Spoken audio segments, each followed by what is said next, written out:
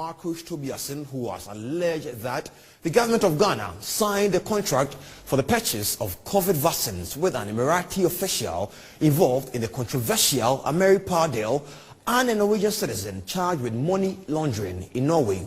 So boxes containing a total of Russian Sputnik V are unloaded from the plane and placed in front of the Minister of Health. 6 days later, the Ministry of Health in Ghana signs an agreement with Sheikh. They announced that they have reached an agreement regarding the purchase of 3.4 million vaccine doses. No price is publicly disclosed. This is a part of your statement. How did you arrive at that?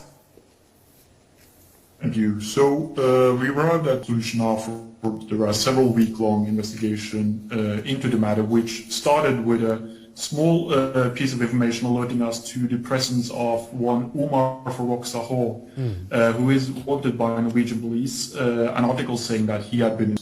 So that is what started us to try and figure out how this deal came about and the contents of it. All right, so the Minister of Finance in Ghana has issued a statement first debunking and stating that it was guided by all laid down principles for the purchase. What do you have to say about that?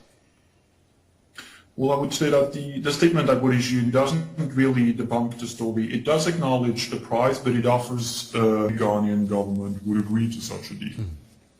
All right, so according to your publication, when the Ministry of Health in Ghana was contacted to respond to the story, a group told the newspaper that their job was to pay at the end day after the contract had been signed. Tell me more.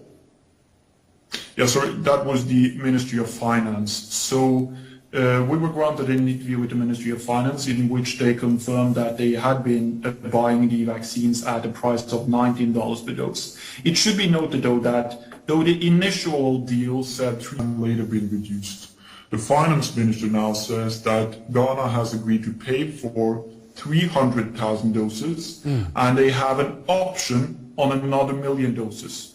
But he sees that as a backup plan if other contingencies, such as the Johnson & Johnson vaccines, were not to be delivered.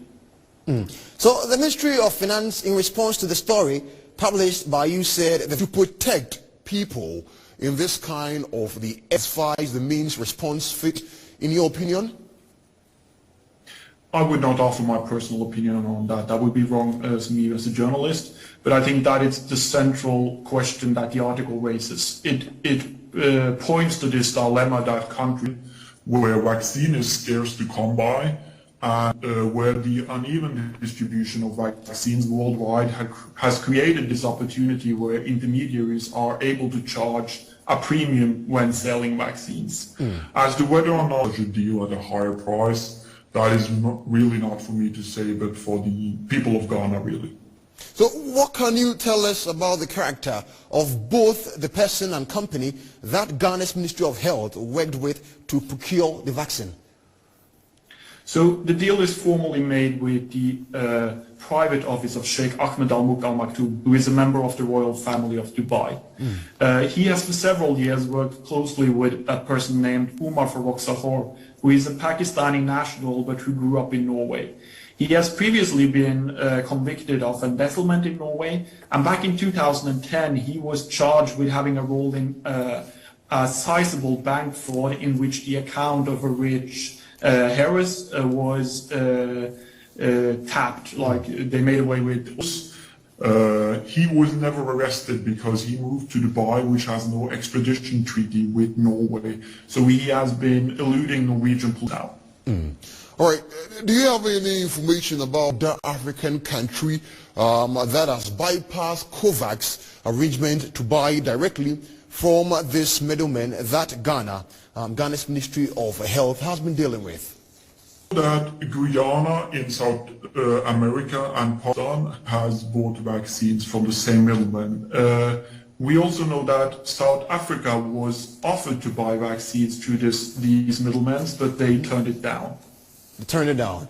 Thank you for your time with us here on the Newsbeat. We are grateful.